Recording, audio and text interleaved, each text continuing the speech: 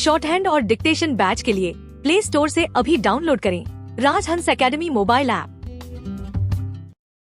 140 शब्द प्रति minute. Dictation ready start.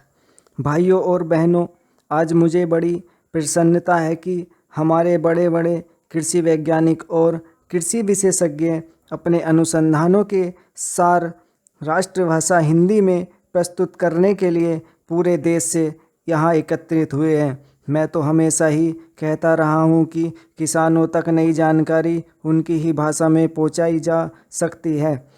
आपने अच्छा किया कि श्री गणेश राष्ट्रभाषा हिंदी से किया। मैं तो चाहूँगा कि सभी भारतीय भाषाओं में राष्ट्रीय कृषि सम्मेलन आयोजित किए जाएं ताकि सभी क्षेत्रों के किसानों को पता चले कि उनके लिए इस देश के कृषि वैज्ञानिक कितनी मेहनत से नई नई किस्में और तकनीकें निकाल रहे हैं।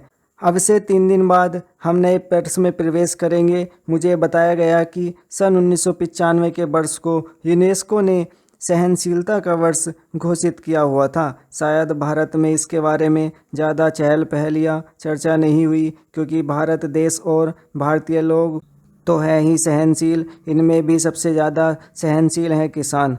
आप खुद हिसाब लगा लो, हर तरह से भारत का किसान संसार का सबसे सहनशील प्राणी सिद्ध होगा। चेंज।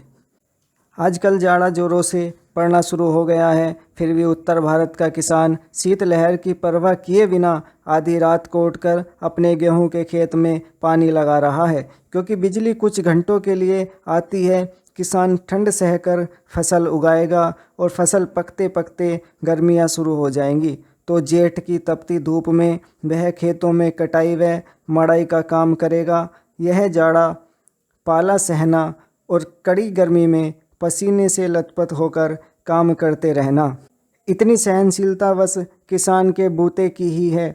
फिर हिंदी बोलने वाला तो और भी ज़्यादा सहनशील है, हर हाल में जी रहा है। गेहूं चावल विदेशों में किस भाव बिकता है और हम उसे क्या भाव देते हैं।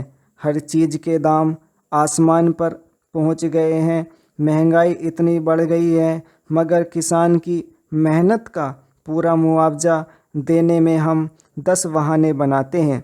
और किसान है कि बर्दाश्त कर रहा है। बिजली महंगी हो गई, डीजल महंगा हो गया, संकर बीज महंगा मिलता है, रासायनिक खादें महंगी मिलती हैं, मगर दालों के भाव चढ़ गए तो चिल्लप्पो शुरू हो जाती है। मेहनत करता है किसान और उसकी मेहनत पर फलते फूलते हैं बिचौलिए, मंडी के दलाल, आलू के चिप्स बनाने वाले व्यापारी, उसकी फसलों का तेल निकालने वाले व्यवसायी। ये सारी बातें सहते हैं हमारे किसान भाई। सो किसान से बड़ा सहनशील और कोई नहीं। कोई आता है तो खराब किस्म का बीज बेच जाता है, तो दूसरा जिप्सम के नाम पर मिट्टी बेच जाता है। कई एक नकली कीटनाशक दवाएं बिक रही हैं, छिड़को तो कोई असर ही नहीं होता। किसान बेचारा सब कुछ सह रहा है। मैं समझता हूँ कि यहाँ जो कृषि वैज्ञानिक हिंदी में अपने शोध पत्र प्रस्तुत कर रहे हैं वे भी बड़े सहनशील होंगे। चेंज। भाइयों और बहनों, मतलब यह है कि अगर संसार को सहनशील बनाना है तो सभी लोगों को दुनिया भर में हिंदी भाषा का प्रचार और प्रसार करना चाहिए। ज़्यादातर व्यापार के लिए कच्चा माल तो किसान ही पैदा करता है, फिर किसान के लिए कृषि अनुसंधान के खर्च में दुनिया भर में कटौती क्यों की जा रही है। कटौती करनी है तो बहुत से और क्षेत्र भी हैं। अमीर देश सन 1990 में खेतीबाड़ी को आगे बढ़ाने के लिए जो सहायता दे रहे थे वह थी 12 अरब डॉलर, और 10 साल बाद 2000 में 2 अरब डॉलर की कटौती कर दी और यह 10 अरब डॉलर रह गई। तो पूरी दुनिया को खेतीबाड़ी से जोड़ने की ज़रूरत है, तभी ये दुनिया आपस में लड़ना मरना बंद करेगी।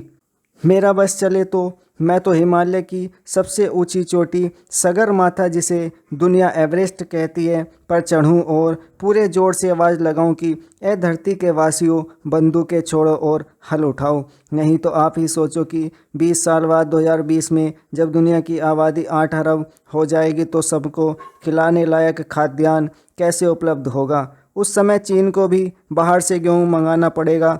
सौभाग्य से भारत के बारे में तो कृषि वैज्ञानिकों का यही अनुमान है कि भारत के किसान और कृषि वैज्ञानिक मिलजुल कर बढ़ी हुई आबादी का भी पेट भर पाएंगे। स्टॉप।